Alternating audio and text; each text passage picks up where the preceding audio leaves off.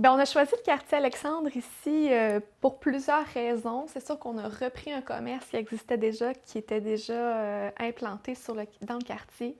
Mais le terrain sur lequel le quartier se trouve est vraiment charmant. En fait, on a un super espace pour faire un jardin. Ça, on pourrait avoir ça nulle part ailleurs à Sherbrooke. C'est impossible. Aussi, on est dans un quartier qui est en éclosion pour une nouvelle vie, là, je te dirais. C'est un quartier qui a déjà eu beaucoup de charme dans les années passées, puis ça revient tranquillement. Il y a beaucoup de nouveaux commerçants puis de petits entrepreneurs qui prennent leur place tranquillement sur la rue. Puis ça, c'est vraiment le fun d'être dans ce feu-là, cette passion-là nouvelle qui s'installe. Pour moi, c'est vraiment pour ça que je me suis dit, wow, on va reprendre le café, puis en plus, on va faire partie d'un mouvement qui s'installe tranquillement sur la rue. Il y a plusieurs choses sur la rue Alexandre. Si on prend le temps de regarder, on voit il y a un barbier sur la rue, il y a un salon de coiffure, tu as une boulangerie, tu as même quelque chose, tu as une quincaillerie, tu as la Folle Théière qui est un café, tu as nous qui est pas loin aussi, tu as la Taverne Alexandre. Il y a vraiment une bonne variété de commerces sur la rue qui méritent d'être valorisés. Puis il y a aussi une vocation qu'on aperçoit dans la rue qui est intéressante, une vocation plus santé alternative.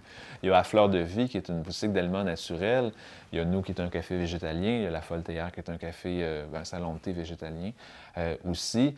Donc il y a quand même il y a un courant qui se développe que c'est un quartier intéressant pour ça, un quartier un peu, je dirais pas alternatif, mais qui offre des choix différents et intéressants. C'est un quartier dans lequel on peut tout faire à pied, descendre au centre-ville ou aller à l'épicerie et tout ça. Fait qu'il y a une belle vie de quartier possible. Fait que c'est pour ça qu'on a notre commerce ici, mais qu'on y habite aussi.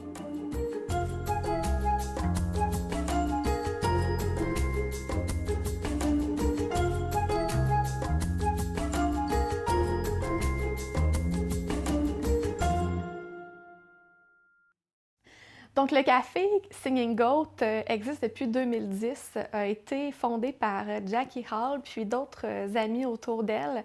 Le projet se voulait vraiment être implanté dans le quartier, qui est un des quartiers les plus pauvres de Sherbrooke, puis faire en sorte que toutes les gens qui côtoient le quartier, que tu sois plus riche, plus pauvre, puissent venir. Le projet s'est tranquillement modifié et devenu plus axé sur le végétarisme et végétalisme par la suite, mais a toujours gardé une vocation assez communautaire avec des spectacles, bouffe locale, le jardin, tout ça. Tout le monde a mis un peu la main à la pâte dans le quartier. Moi, j'ai habité dans le quartier, j'ai beaucoup côtoyé les gens ici, Jackie, tout ça. Puis je me suis dit, wow, tu sais, ces valeurs-là, en plus, me rejoignent beaucoup. Donc, on est arrivé avec le projet en voulant seulement rehausser finalement ce qui avait déjà été fait avant. Jackie travaillait fort et puis il y a beaucoup de projets qu'elle avait laissés de côté. Donc, on a repris tout ça puis on les a mis à notre couleur. Et moi, je connaissais un petit peu la place pour y avoir été quelques fois. Je savais que c'était un café qui avait aussi un côté culturel. Il y avait des spectacles là et tout ça. Et moi, je me suis toujours quand même pas mal impliqué dans le milieu culturel à Sherbrooke. J'ai organisé des soirées micro ouverts à Sherbrooke. J'ai participé à la scène de slam. Je suis un peu artiste aussi à mes heures en tant que monologuiste en humour. J'ai fait du slam et tout ça. Et je savais que c'était un café aussi qui était végétalien, qui avait un aspect santé et tout ça. Au départ aussi, il faut préciser qu'on était 3 dans le projet. Et à un moment donné, c'est ça, la personne, ça lui convenait moins, elle est partie. Et là, donc, quand que la personne est partie, moi, il y a quand même une belle coïncidence dans le sens que moi, j'avais un petit peu plus de temps. J'ai mis plus de temps dans le projet. Et là, c'est vraiment devenu un projet à 2. Moi, j'ai trouvé ça intéressant d'investir dans ce projet-là parce que je trouvais que ça regroupait un peu certains aspects dans ma vie que j'avais poussés, comme la culture. Ce que j'ai fait souvent dans la vie, mettons au niveau de la culture, c'était souvent pour un mieux-être, en fait. C'est de promouvoir la libre expression pour se sentir mieux dans la vie, si on veut. Et je trouvais le projet intéressant. Puis comme plusieurs personnes, moi, je suis un grand consommateur de café. J'aime ça aller la plupart des cafés à Sherbrooke, j'y étais quelques fois. J'allais souvent travailler là, tout ça. Donc, je trouvais ça intéressant d'avoir la place à moi, en réalité. J'ai embarqué dans ce projet-là. C'est un peu comme ça que je suis arrivé dans le projet. J'ai vu le projet comme une opportunité de me regrouper et puis d'en faire profiter, de regrouper mes énergies, de rassembler des gens autour de moi pour faire vivre tout ça dans une idée de continuité de ce que j'avais fait avant, autant au niveau culturel, de la restauration, de la santé, puis tout ça. Puis dans une idée aussi de continuité que ce projet-là pourrait nous emmener ailleurs aussi par la suite, dépendamment. La vie nous réserve des surprises. Le café a été une surprise pour nous. Et puis, ça va continuer à être comme ça dans le futur.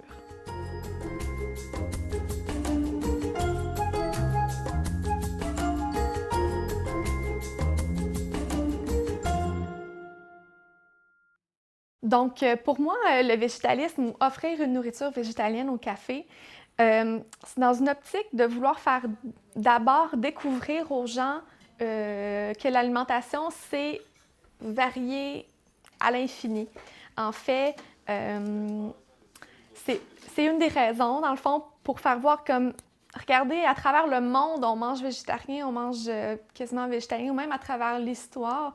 Donc, on va chercher des recettes, des points d'appui pour nos créations, pour faire en sorte de faire connaître les cultures dans lesquelles on mange végétarien, connaître les légumineuses. Il y en a tellement une quantité énorme, connaître les différentes façons de les apprêter. Mais d'un autre côté aussi, manger végétarien, on ne mange pas végétarien ou végétalien seulement que pour mettre des choses dans sa bouche. On mange végétalien pour avoir parce qu'on a un petit côté conscience sociale de se dire ce que je mets dans mon assiette, ça a un impact au niveau de la planète, ça a un impact au niveau des gens, des animaux, de l'environnement, etc. Fait qu'il y a cette conscience-là qu'on veut mettre dans l'assiette aussi, puis qui est importante pour moi, pour Jean-François. Ce que je trouve intéressant un petit peu dans le projet, puis un peu ce qu'on veut promouvoir au café, c'est que la cuisine végétalienne et végétarienne aussi, ce n'est pas quelque chose, ce n'est pas une restriction. Des gens souvent voient ça, le végétarisme, comme quelque chose comme si c'était quasiment comme un régime. Ceux qui sont végétariens, ils se privent de quelque chose, ils se privent de viande. Dans l'idée de certaines personnes peuvent dire on se prive de goût, mais c'est pas le cas. En fait, plusieurs recettes, ce qui fait le goût, c'est pas nécessairement la viande, c'est la sauce que tu mets, c'est les épices que tu mets dans ton plat et tout ça. Et nous, au café, c'est vraiment ça qu'on veut promouvoir, c'est que de manger bien, manger santé, c'est bon aussi. C'est bon pour la santé, puis c'est bon au goût aussi. Être végétarien, c'est pas juste manger du tofu non plus, en fait. Il y a d'autres choses, il y a toutes sortes de légumineuses, il y a toutes sortes de façons d'apprêter le tofu, d'apprêter des légumineuses. Ça peut être vraiment très varié. Et c'est ça aussi qu'on veut. On veut un peu élargir l'horizon de ça. Dans le fond, c'est dans une optique d'échange, dans une optique de partage. Fait que le végétalisme, pour moi, c'est ça. C'est une discussion sur comment on veut notre planète dans 20 ans, dans 100 ans. Puis, comment on veut entrer en relation aussi avec les gens dans le quotidien. C'est une super bonne façon de le faire avec la nourriture et tout ça.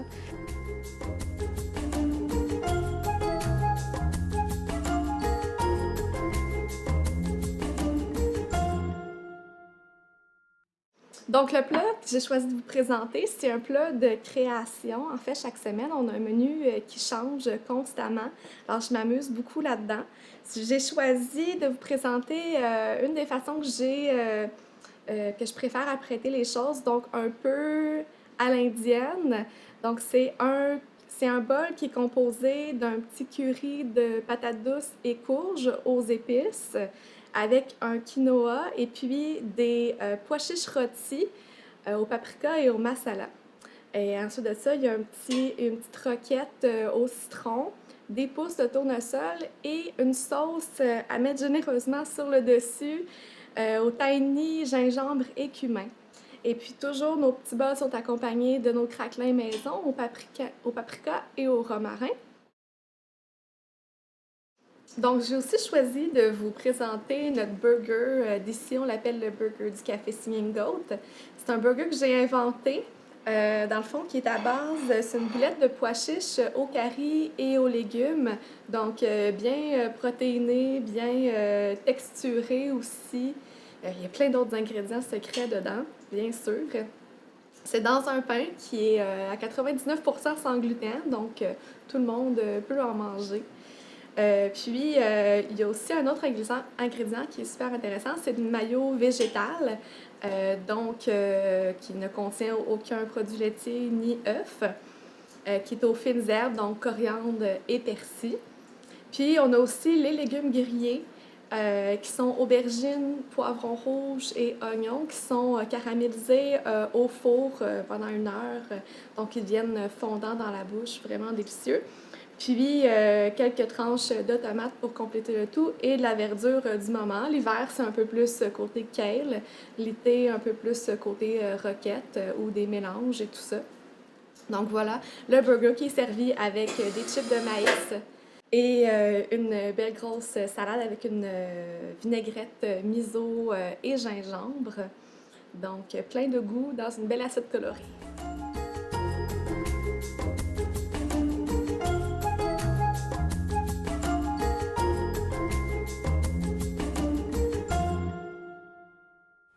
Donc moi ici, je suis cuisinière. Hein. Ça a l'air peut-être...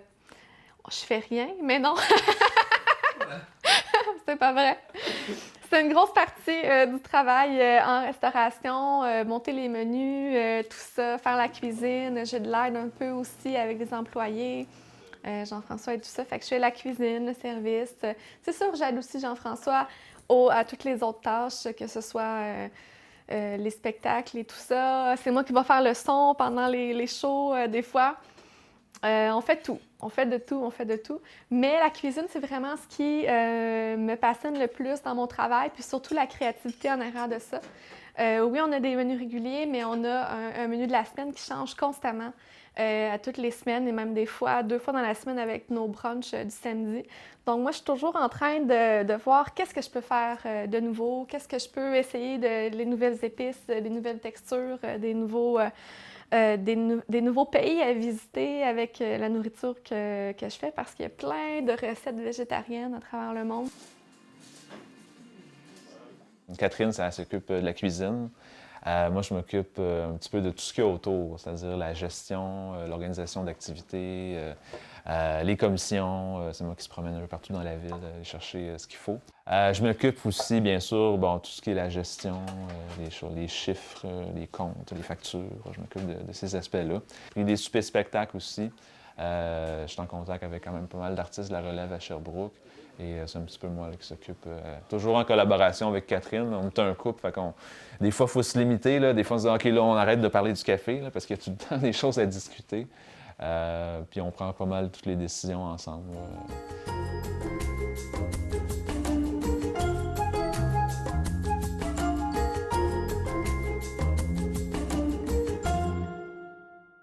En fait, dans le quartier ici, si je parle de la rue Alexandre, je pense qu'on est le seul endroit qui offre des spectacles vraiment élaborés. Je pense qu'il y en a peut-être à la Taverne urbaine, qui est plus proche de King. Je pense qu'ils reçoivent des chansonniers.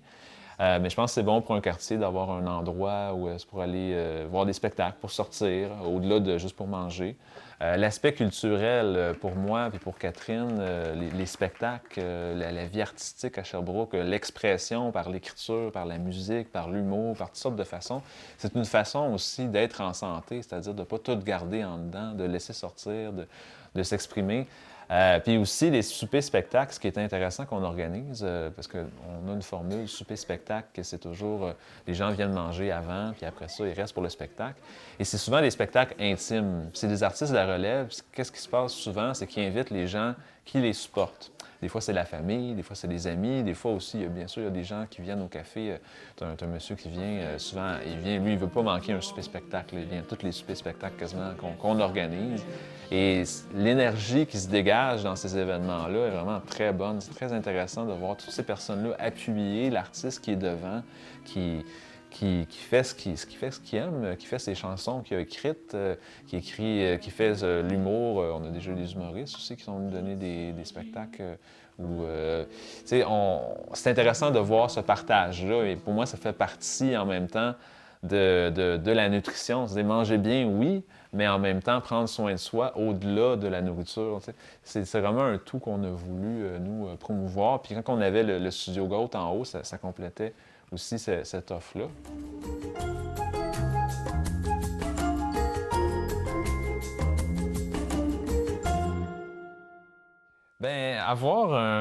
Nous, c'est ça, on est un couple. Avoir une entreprise, quand tu es un couple... Ça marche pas. Ah! Ça marche pas toujours. Où est-ce qu'il y a des défis? C'est sûr que quand on travaille en couple, que ce soit qu'on est propriétaire d'entreprise ou ailleurs, des fois, on a tendance peut-être à prendre des choses plus personnelles parce que le personnel ne peut pas s'enlever. On a une relation à la fois professionnelle et personnelle, puis des fois, c'est plus difficile de départir, mais ça fait partie d'un apprentissage. Puis on joue avec ça aussi. Là. Bien, les deux, en fait, on est des personnes de projet. Fait que déjà, c'est pas la première fois qu'on fait un projet ensemble. On sait nos qualités, on sait nos défauts. Fait qu'on n'a pas besoin de se questionner là-dessus. On sait à quoi s'attendre. Fait qu'on sait facilement où est-ce qu'on s'en va. Puis avoir une entreprise, c'est vraiment du 24h/7. Fait qu'en quelque part, si tu es en partenariat d'affaires avec quelqu'un qui est vraiment extérieur, moi j'ai l'impression que c'est encore plus difficile parce qu'en quelque part, il faut tout le temps que tu travailles. Fait qu'admettons, tu as une idée, tu sais, c'est là, il faut que tu en parles. Fait que c'est le fun d'avoir la personne toujours à côté. Puis il y a des gens qui disent que d'avoir une entreprise en couple, c'est comme d'être marié. Je sais pas c'est quoi être marié, mais... ça se ressemble. Ou, tu sais, toute l'énergie qu'on met aussi, puis d'être tout le temps préoccupé. C'est pas comme avoir un enfant, mais on a des amis qui ont des enfants, puis... On se regarde, puis t'es fatigué, hein? Ouais, moi aussi, je suis fatiguée. Puis... Ils ne nous réveillent pas la nuit, mais, mais des fois, oui, là, tu sais, c'est...